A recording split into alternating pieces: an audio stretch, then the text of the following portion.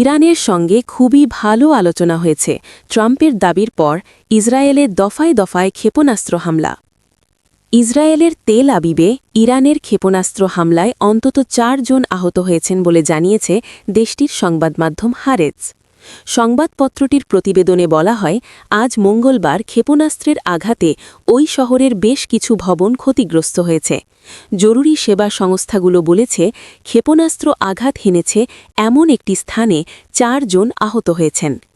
প্রতিবেদনে আরও বলা হয়, হামলায় মধ্য তেল আবিবে একটি ভবন এবং এর সংলগ্ন রাস্তা মারাত্মকভাবে ক্ষতিগ্রস্ত হয়েছে এবং সেখানে বেশ কিছু গাড়িতে আগুন ধরে যায়।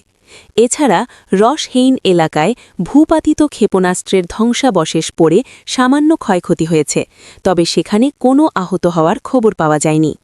হারেজ জানিয়েছে, উদ্ধারকারী দলগুলো ঘটনাস্থলের দিকে রওনা হয়েছে। ইসরায়েলি হোম ফ্রন্ট কমান্ড জানায়, এই হামলার আগে আজই ইসরায়েল লক্ষ্য করে ৩ দফায় ক্ষেপণাস্ত্র ছোড়ে ইরান। দেশটির উত্তরাঞ্চলেও ক্ষেপণাস্ত্র আঘাত হেনেছে বলে খবর পাওয়া গেছে। এসব হামলা এমন এক সময় চালানো হলো যখন ট্রাম্প দাবি করেছেন, যুদ্ধ বন্ধে ইরানের সঙ্গে যুক্তরাষ্ট্রের খুবই ভালো আলোচনা হয়েছে, যদিও তার এ দাবি মিথ্যা কথা বলে নাকচ করে দিয়েছে ইরান।